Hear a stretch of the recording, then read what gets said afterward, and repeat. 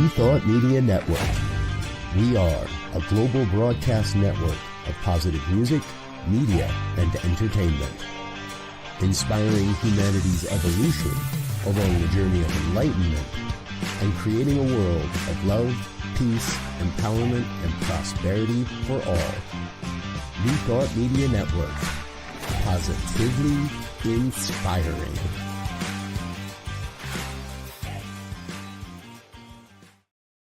Come expand your spiritual journey. Join us for Just the Talk. Sundays, 1 p.m. to 6 p.m. Mountain Time. Experience Unity Kitchener and Ottawa. Center for Spiritual Living Midtown. Center for Spiritual Living Denver. Unity of Garden Park. New Thought Philadelphia. The Sunshine Cathedral. Unity of Savannah. And the Om Center for Spiritual Living. Come unleash your spiritual potential with New Thought Media Network. New Thought Media Network is excited to present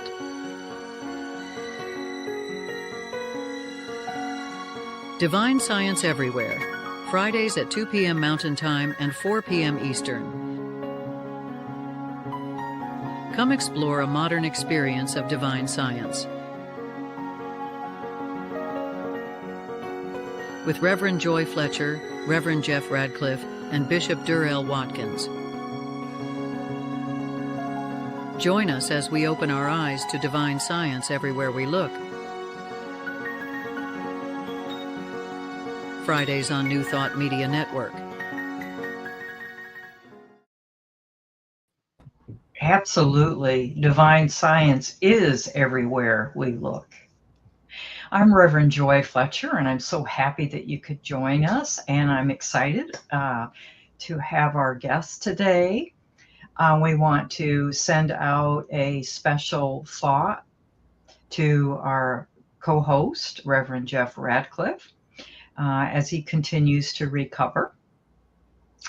And some of the ways that I express ministry is through end-of-life education. And I am the president of Divine Science Ministers Association and International New Thought Alliance. Hi, and I'm Durrell Watkins. I'm the senior minister of the Sunshine Cathedral in Fort Lauderdale. And I am the current president of the Divine Science Federation. If you're new to all of this, divine, of course, means what's ultimate, what's really real. Science means truth, and the search for truth. And so it's our journey. It's just our spiritual journey, and it's everywhere. Everyone's part of it. Some of us call it that. Some of us call it Christian Science, and some of us call it unity, and some of us call it Presbyterianism, and some of us call it atheism. It's just all the search for truth, and we're all on that journey. But our language we inherit from Melinda Kramer and Nona Brooks, and so we're in that New Thought wing, but it's really everybody's journey, and we're all one. Before we get into our little bit of history we like to share and our amazing guests we want to hear from, we do need to kick off with just a bit of reflection, guided meditation, always provided by Reverend Joy, who I assume is going to do it again right now. I think since you talked to me nice, I will. I know how to butter it up. Yeah, all right, shall we? All right. So let us begin by arriving together fully in this moment. Allow your body to settle. Allow your body to soften. Release your shoulders and just breathe into this moment, the present which is a gift. There is a place within all of us, a place of wholeness. It remembers this wholeness. In fact, this wholeness is everywhere around us, in front and back, above, below. It's always and within us. However, we turn within to remember, to acknowledge this wholeness, this perfection, this omnipresence. This is where all true power, all true wholeness, all true order is. It's a place that's not influenced by fear, by appearances, or anything else that's going on in our outer environment. Instead, it is a place of wholeness, of peace, of harmony.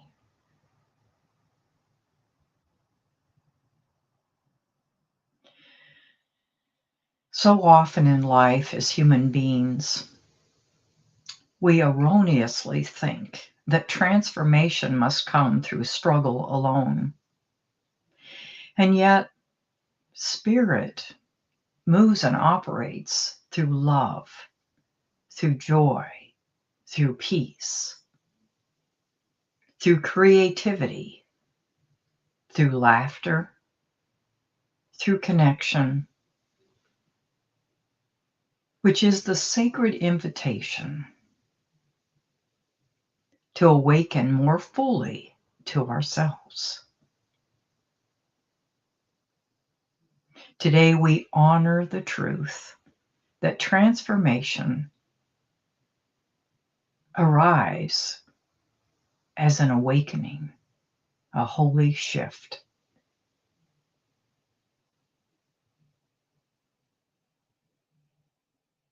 Every single experience, whether it appears to be ungraceful or graceful, contributed to this moment to teach us, to give us the experience of wholeness. It's an opportunity to shift our awareness from fear, guilt, shame, doubt into connection with our source. Our sacred work is not trying to become someone or something else, but instead to remember who and what we truly are. And to remember that we are all one with each other.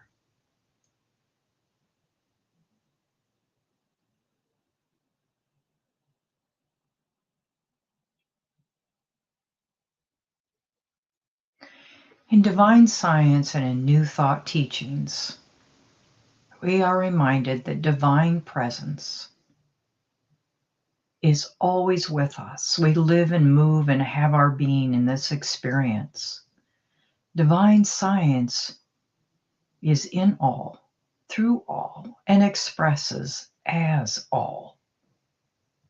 It lives within us, expresses through us. And all we should do, need to do, is just listen and experience this divine essence.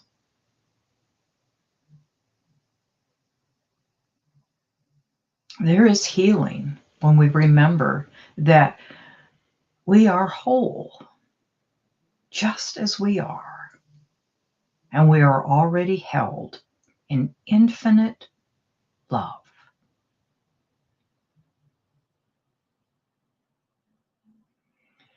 Now take a slow breath and imagine yourself in the center of a labyrinth, not lost, but unfolding. Each turn becomes part of the journey.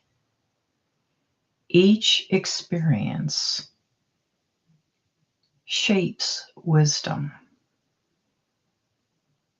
And each season offers a deeper awareness.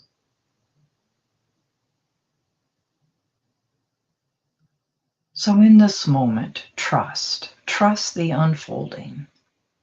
Trust and honor the sacredness of who and what you are.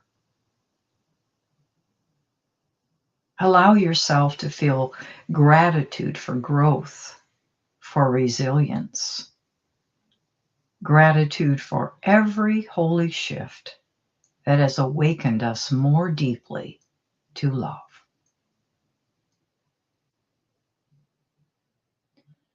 Let us remember that transformation is not about becoming more worthy. It's about becoming more awake, more authentic, and more aligned with the truth of who we are. And together, may we continue creating spaces of healing, compassion, sacred play, and conscious living. With every breath, every choice, one holy shift at a time, in all, through all, as all.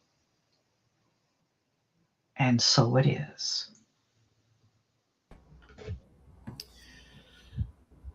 Very nice. Well, I was talking about what divine science really means. I forgot Melinda Kramer's definition, which was the science of infinite spirit. Actually, I think better than anything I said. I'll just lead with that next time. As a wonderful reflection, of course. Let me just give you a little bit of information about some folks from our history. Very important. I have 17,000 things opened up here, so I have to find what I did with it.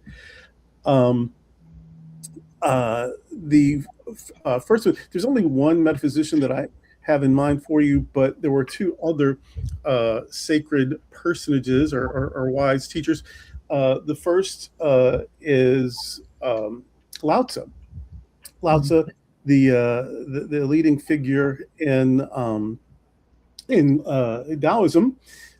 His very short book, although there's a lot of volumes in Taoism, a lot of mini texts, but the main one that people know is the Tao Te Ching. And the thing about, and it's just all wisdom and ethics, and it's very powerful. But the myth about, Jesus' myth of being born in a barn and whatnot, and the ascending into heaven, and all the walking on water, walking through all sort of thing. Well, all of these sacred leaders in the past have those kinds of myths. And Lao Tzu's is that his mother conceived him while just all by herself, while looking at a shooting star. That's actually a shooting star. Then when she had him, he was 80 years old. Now, I don't know if he was just magically born so wise, like an 80-year-old person, or if she carried him for 80 years. But in any case, he was born 80 years, and the word Lao Tzu means old wise one. And so that wisdom teacher, his name means basically wisdom teacher, and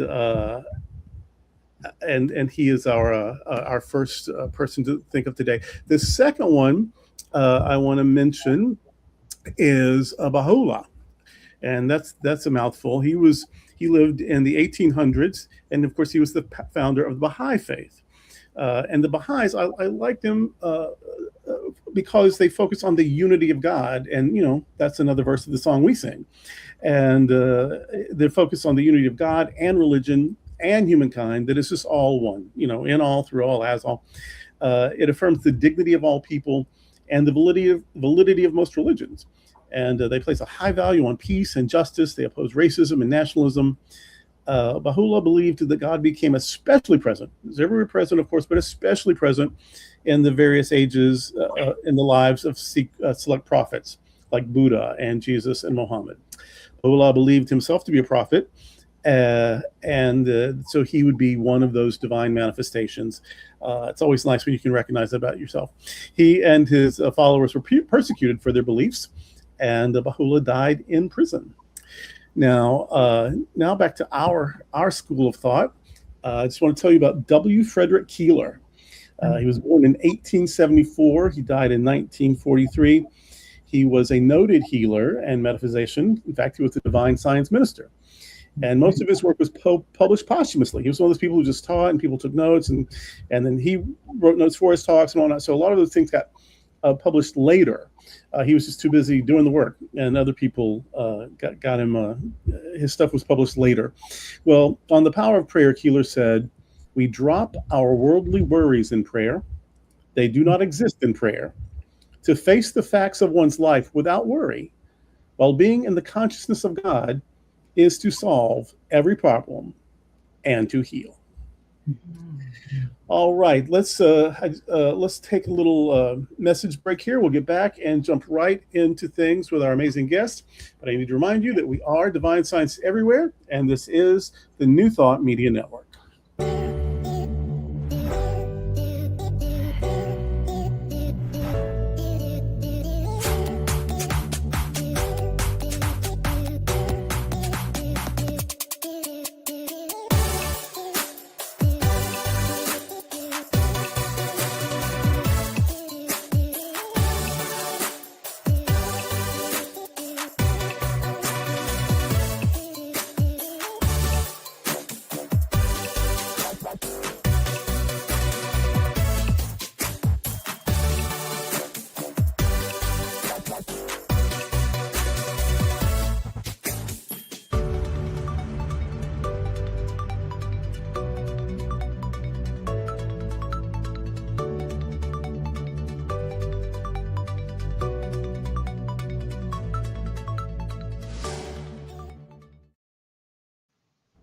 Welcome back. I really enjoyed the metaphysicians you were talking about, Bishop Durrell, and I was just thinking about all the symbology of the experience of the two, of being born at 80 and all that. I always love to think about this symbology there. Yes, thank you. The story just told in 100 different ways. It's always the same story, though, in lots of ways. Yes, yes. The divine shows up in the human, and we spend our lives trying to remember that. And that's the story. That's true. That's true. So our guest today is Reverend Jeannie Sovereigns, and she is a minister, teacher, speaker, and community leader with more than 28 years experience, rooted in spiritual practice, consciousness studies, leadership, and 12-step philosophy. She is currently pursuing her doctorate in consciousness studies, exploring the intersection of spirituality, human potential, and transformational living. She is the co-founder of Sofa Sundays and the creator of Holy Shift, a transformational brand centered on sanctuary, sovereignty, and sacred play.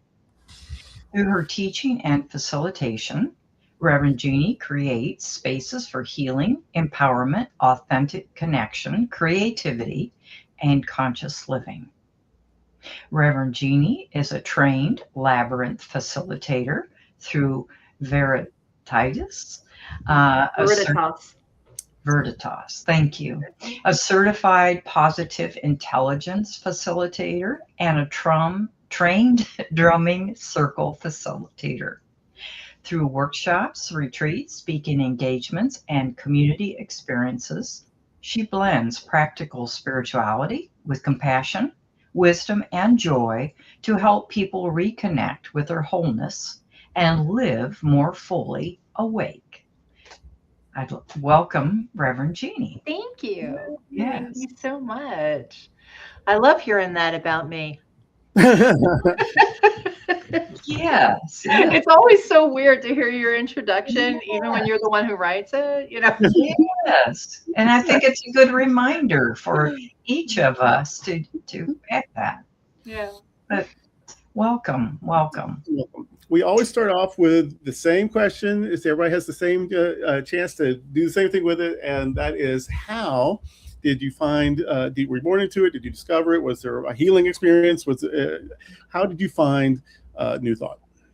So, and it's funny because in your meditation, Reverend Joy, you brought up the word erroneous. So back a million years ago, before I found anything, I got Dr. Wayne Dyer's erroneous zones in the late 90s. So he was really the first author that I clung to, and he became like my guru, really. Like, I just followed Wayne Dyer, and the whole point of that book really that stood out to me was your happiness is your responsibility, right? And Ernest Holmes is attributed to say, change your thinking, change your life. And so for me, that was the first step into it. But I had probably a decade of backing away from that, in where I blamed external things versus taking responsibility, even though knowledge-wise I knew I didn't make that 18-inch drop from my head to my heart. And in my 30s, well, actually, just as I turned 30, 29 and a half, I was diagnosed with stage 3 breast cancer. And I love to say I was a professional, not a practicing alcoholic. I was a professional alcoholic. I didn't need the practice. I was good at it. And at that time period, having grown up Catholic, I really thought that I was going to hell. So during the time period that I was going through a bone marrow biopsy or a bone marrow transplant and high dose chemo, I met this woman in 12 steps. And she was going through exactly what I was going through, exactly when I was going through it, only she had this light about her. So that's how I got sober, is that she brought me into the 12-step program. And from there, that became my journey of learning more about God, but God was still outside of me at that point. And then in a meeting one time that was being held in a New Thought church, I saw on a beam, change your thinking, change your life. And I started going to that church. And years later, I just stayed in that church. I took their foundations class. So I have been in classes since 2010. I just stayed in class and became a practitioner, and then became a minister, and then got my master's degree in religious studies, and now I'm working on my doctorate in consciousness studies. So I don't know what I'll do for that afterwards. So I'm very open to learning, and I love to learn more and more about the divine and how the divine operates in us and as us and through us, and what we can bring to the world. So that's kind of how I got here. Wonderful. The Unity School of Christianity and the Institute of Religious Science and Philosophy, those were the starting points. And then Melinda Kramer's Home College of Divine Science. All of the movements started as learning experiences, teaching and learning.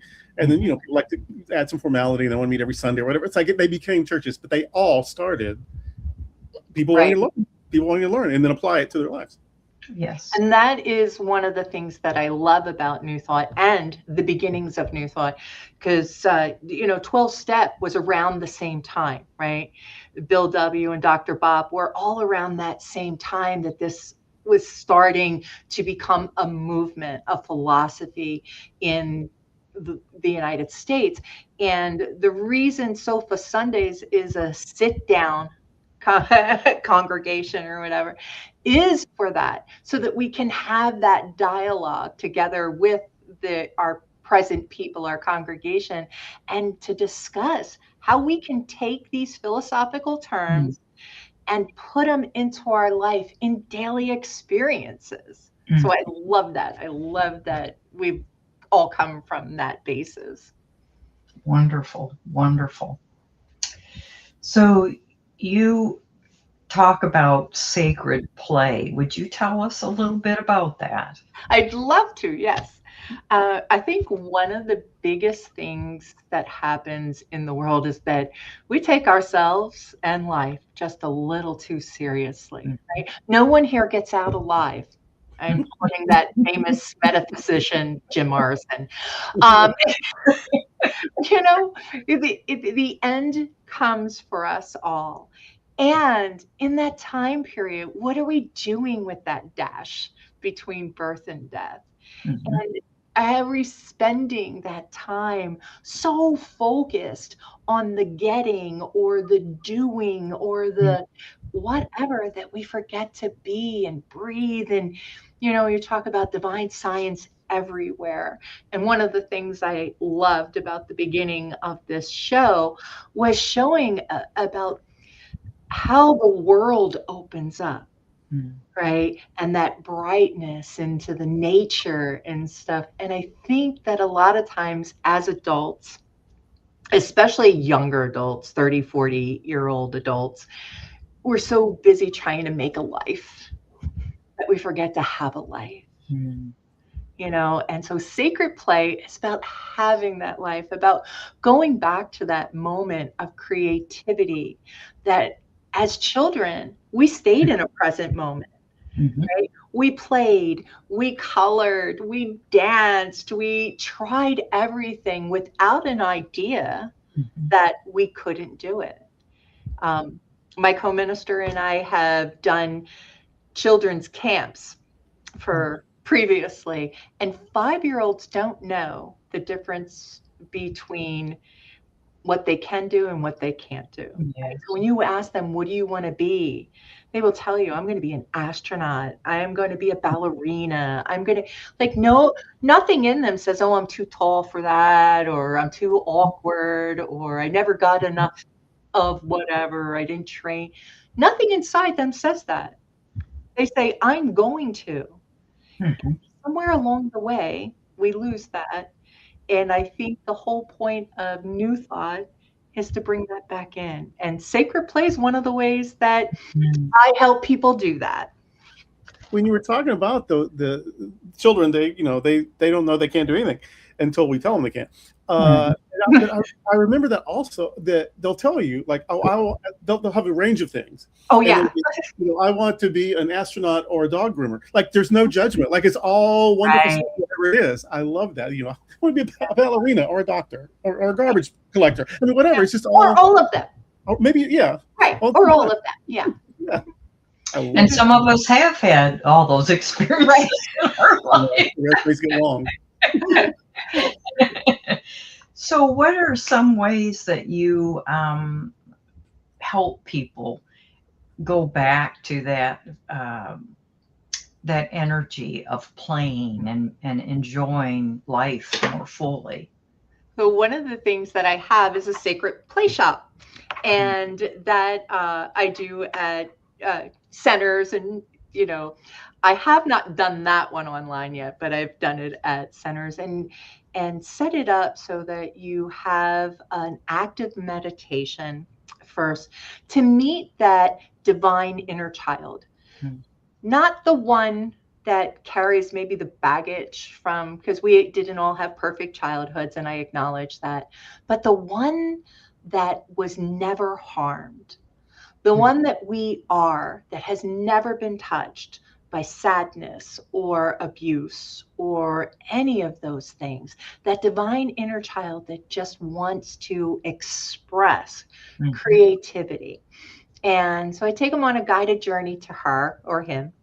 And after that experience, I turn on dance music, and we go, and I have coloring books that, is as a station. I have dress up as a station, and that's the best. People love that one the most, when they can throw on feathers and hats and jewelry and just be,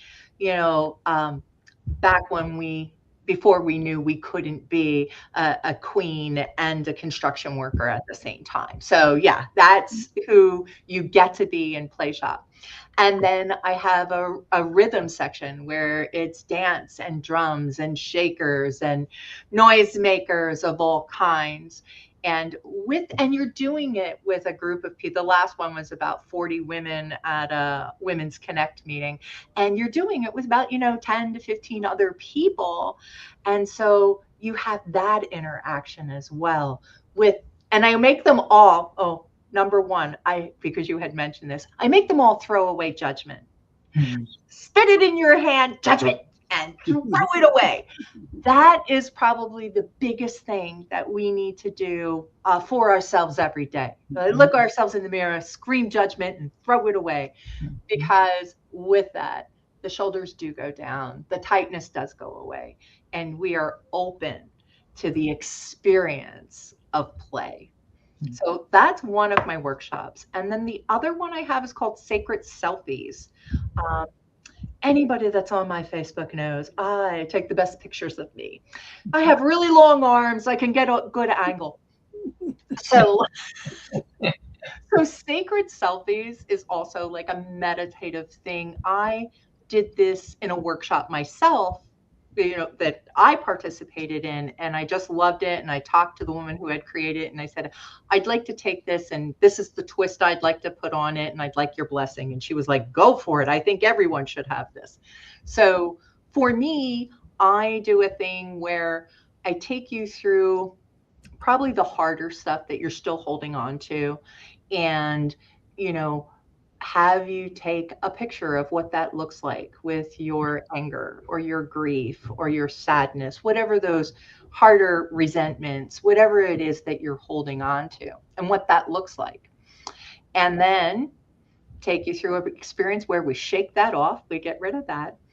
And then another meditative process where your divine self is expressing, and what that looks like. More page, like the whole thing. If you don't bring your camera, if you don't bring your phone, I'm probably one of the few people that is like, bring your phone to class. Need to have. I do have mirrors for people who forget, but the comparison is the biggest part for it, is to see. And when I did it for myself to create this play shop, I can show pictures of what it was like when I was having that thought, those emotions of the negative feelings in me, and what it was like after I shook them off and had the positive. And there's a 10-year difference in that look.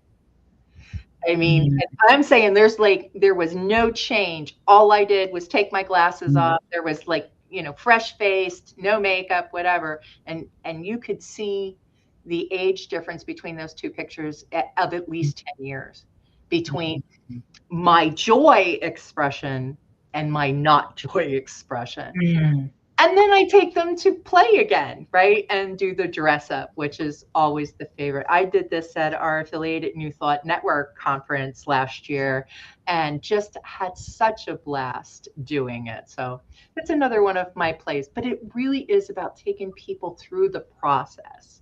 It's not just about going to play in mom's closet, right? It's about acknowledging and experiencing what it is like to open up that part of yourself that is divine creativity. Wonderful. Wonderful. In the historical Christian traditions, and I have, I play in many camps, and in the historical tradition, Sunday coming up is Trinity Sunday. And so I'll have the joy of talking about this metaphor, this Trinity as a metaphor for, and I always say dance. It's the dance of life. It's not because there's only one dancer, but it's the dance itself. All these faces and all these personas and all these things we bring. It's the dance of life. And I think, because I've got 2 days now to play with it, I think I'm going to maybe add play. It's not only the dance of life, it's the play of life, because I think that's what I'm trying to get at anyway. So I think I'll be introducing a new concept. Oh, that's beautiful. I love that. Yes, yeah. I like that. Super.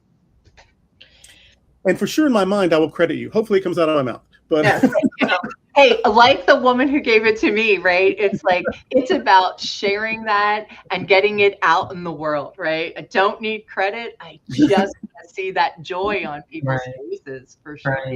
Right. Now, you also facilitate workshops and experiences for drumming and rhythm and healing. So would you like to talk about that a little? I sure would. So with the drumming circles, that's my partner Dakota and I, and it's called Soulfire Vibe. That's our business on that. And we take that to people who might not be so willing. It's kind of like cracking open very hard eggs, right? So 55 plus communities where there is maybe not as much mobility, maybe not as much community, and taking it into spaces like that brings people together because they all kind of want to find out. And we always have food. So if you offer food, they will come. And right, that's how I do it. And then bringing them together with the percussion instruments mostly, and starting it with the circle. People, whether they stay in beat or not, it doesn't matter. It's a joyful noise, right? Make a joyful noise unto the Lord, right? And that is what opens up community. I've also done it in connection with positive intelligence, where, because with positive intelligence, it's really about embodying different sensations so that bring you into the present moment. You cannot drum and be somewhere else, right? Like you're because you're feeling it. It's a tactile thing. And so we've brought it into positive intelligence and bringing people back into their body. And again, everything I do is about play, is about experience and creating community. That I think that's the biggest thing that we need today. I just was on a call with a FBI agent with the Arizona Faith Network, and he was talking about how a lot of times these incidences that happen inside of churches are internal. They're the internal threats that come. And there are people that are part of the community who have felt left out of the community somehow, whether it's real or imagined, it was real to them. And how that, we all get issues happening in our lives, and then we could spin it up.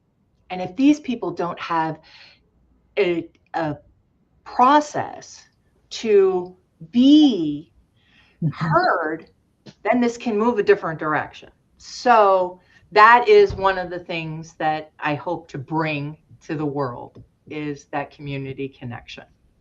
Now you said, what did you call it? Positive intelligence? Positive intelligence. That may be new for some of us. Explain that. Okay, so positive intelligence is by, I always, I will mess up his name if I try to say it. So it is like emotional intelligence in a way. Okay. So is that Groff? What's no, that? That's personal. I suppose it was Groff, but that's transpersonal. Never mind. So let me, you know how your brain does that sometimes. So, Yes. And I know, like, I have friends probably watching going, Chidi, his name is. All right, They can, in the chat, they can tell you. Yeah, his name is Shazad Sharmin. Okay. So positive intelligence, how he describes it, which is amazing. It's about saboteurs and sages, right? And that we have 10 saboteurs, and there you can actually go online to positiveintelligence.com and look up saboteurs and take a little free test, and it'll tell you where you qualify, what your top 3 are. And, we have all of them. The number 1 is the judge. Everybody's got the judge. And then there's things like, I'll just give mine away. Martyr, or victim, controller, hyperactive, hypersensitive, so there's different ones that get in there and try to, take over our brains. And then there's the sage brain, and that's the part of our brain, our divine self. That's the parts that think in love and stuff. And what Shazad, and he does this for corporations, right? So this isn't necessarily, it's still new thought, right? Because it's all good for divine living. So it's about taking that saboteur situation and moving your brain, moving across that part of the patterns by using something physical. So one of the ones is rubbing your forefinger and your thumb together to where you can feel the ridges on both fingers. It takes a little bit of concentration to feel that, and 10 seconds of that changes your movement. Things like breathing in and breathing out, but noticing the difference of the temperature when you breathe in and when you breathe out. What's something you can hear that's the closest to you? How far away can you hear? So he takes the senses and brings you back into the moment.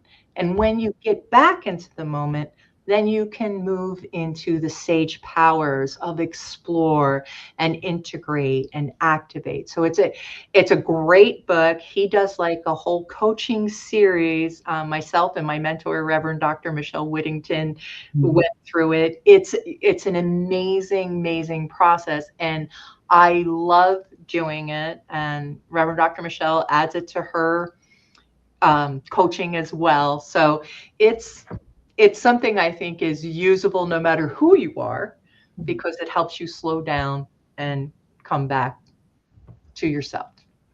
Wonderful. It sounds like a great exercise. And I like those terms, saboteur versus sage. Yes. The wise part of you versus the destructive tendencies, Right. which is all fear, of course. Exactly. And that's, one of the things that Shahrazad does on this, that's an amazing process, and I use this as well, is there's actually two that I love for guided meditation. One is when you're dealing with someone and they're being in their saboteur, because their saboteurs could trigger your saboteurs, right? We know how that one goes, right? We all drive. We understand. Let's say it's not a driving situation for a moment and you're actually face to face with somebody. Do you know you are born with the eyes you have right now, right? Your eyes don't grow, right? These eyes are the same eyes that 5-year-old had, right? So when you look at somebody, look at them and see that 5-year-old, that creative divine love that didn't know that there was something that they couldn't do, that was never told they were wrong, that person. And so now you're not dealing with those saboteurs anymore. You're dealing with that divine child. So I love that aspect. And then another one is going to our older, wiser self in meditation.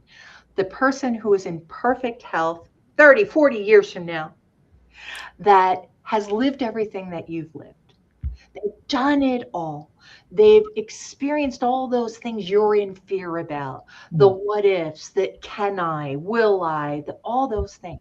And now have a conversation with them and ask them, what do I need to know right here today that will help me be who I need to be just in today? Because that person's already lived this experience. So they know you're all good. You did this. It's good. You moved through it. Your life unfolded perfectly as it was supposed to. And I know when I do that, my fear subsides. And I know that I can just follow my intuition, my divine guidance, knowing that moving forward, that no matter what happens, right, that I've got this. Because I am, I love Dr. James Mellon says, there's a power for good in the universe, and I can use it because I am it. So get over it. So, and I love that. I try to remember that. Very nice. That's nice.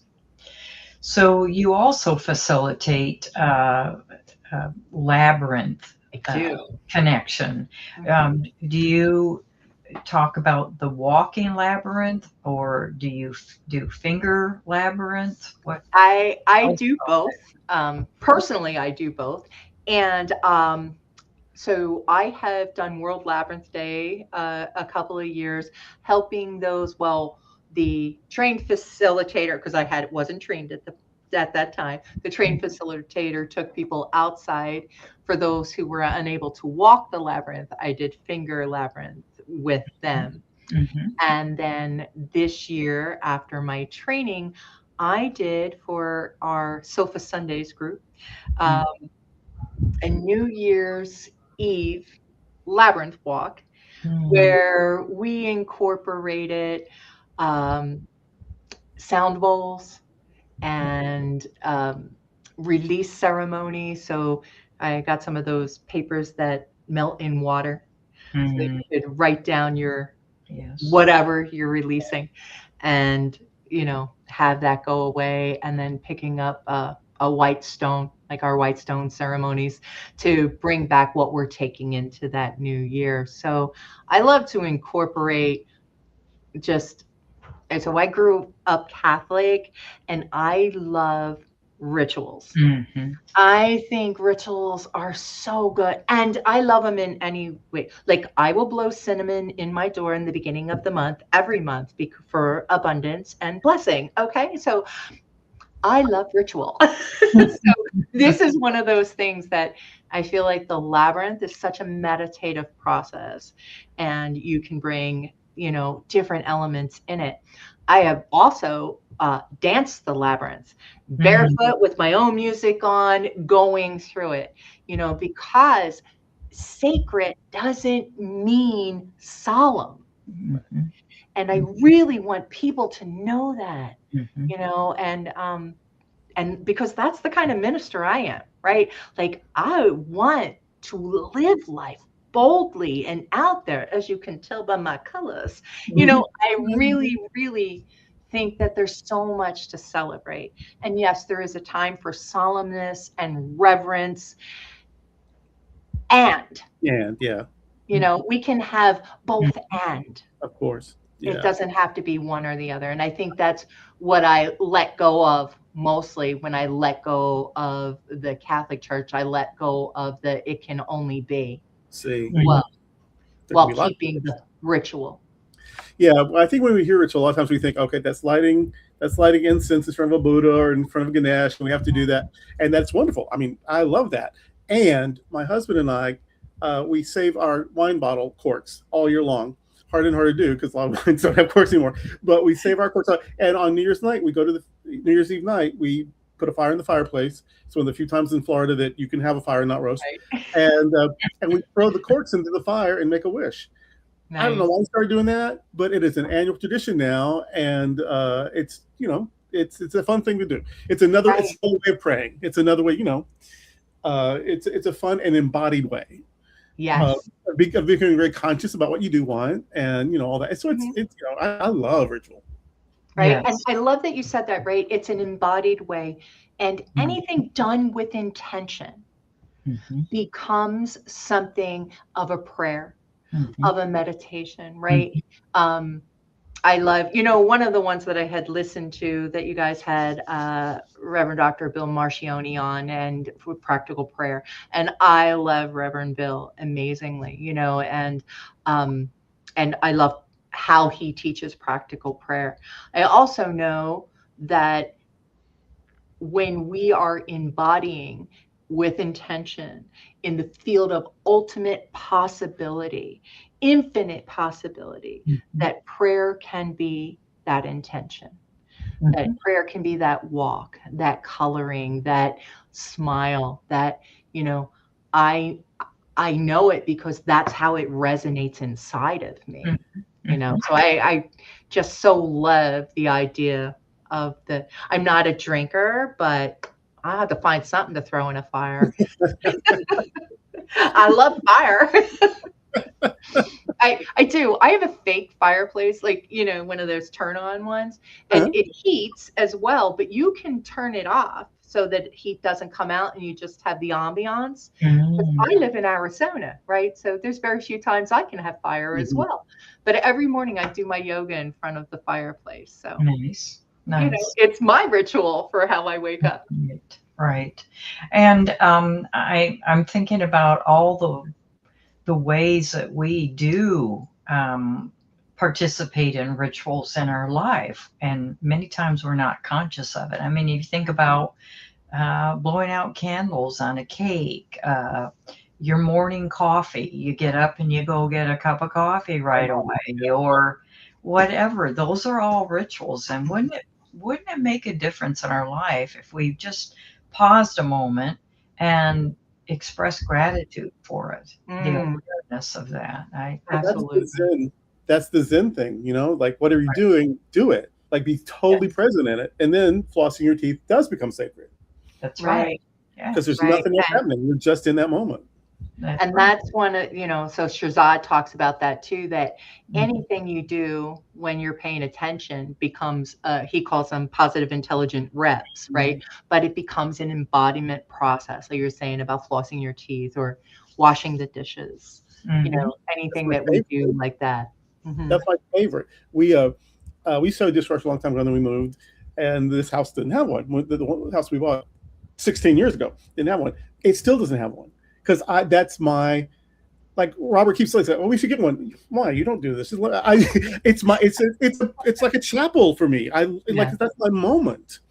And so yeah, it's strange. I mean, because it's in a corner. I don't know, but it's just like, that's my space and that's my moment. And we still have a dishwasher. And there you go. I'm a weed pillar. I get it, right? Like, I recently started a new job. I'm a community manager. And I said, I need a bucket so that when I stop on my ride-alongs and I pull weeds, I need to put these weeds someplace. So can I have a bucket? And my maintenance guy just looked at me and then got me a bucket. Right. Not for nothing, dried weeds. That's right. Yeah. Burned, by the way. So right. Well, we're nearing. I'm. What? It's an hour. I know, this has been amazing. So wonderful. And can you just, like, in 3 sentences or so, talk about Holy Shift? Sure. So Holy Shift I began this year. And it's to take people through sanctuary, which is safety, sovereignty, which is embodiment of self, and sacred play, which we talked a lot about today. And I've done sanctuary. My next one will be in June. It'll be on sovereignty. And then I will do sacred play. And at the end of the year, I will do integration. So can find out more information on ReverendJeannieSovereigns.com. Wonderful. Wonderful. Thank you so much.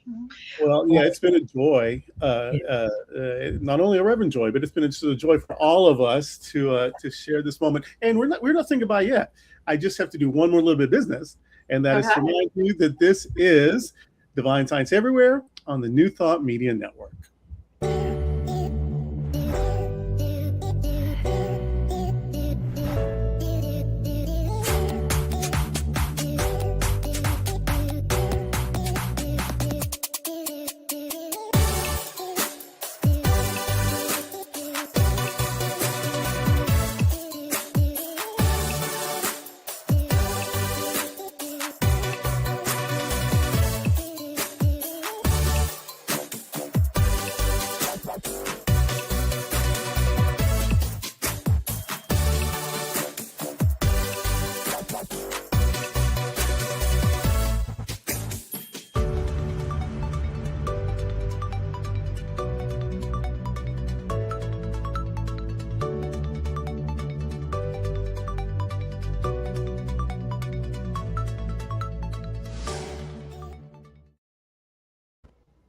Welcome back, and thank you so much, Reverend Jeannie. It was delightful. Thank you so much. Thank you for having me. I so appreciate it. Certainly, certainly. And next week, our guest is Reverend Blair Tabor, a Unity minister. And the following week is Reverend Ricky Fiki, and he's with Unity Southeast Kansas City, and he will talk about social action in his community. So every single week we have wonderful topics and wonderful guests, and I feel so blessed. So thank you very much. And so be sure to like and share this episode, and you can watch previous episodes on the YouTube channel. Be sure to put Divine Science Everywhere. And this is Divine Science Everywhere on New Thought Media Network. Until next week. Bye-bye. Bye. New Thought Media Network. We are a global broadcast network of positive music, media, and entertainment, inspiring humanity's evolution along the journey of enlightenment and creating a world of love, peace, empowerment, and prosperity for all. New Thought Media Network. Positively inspiring.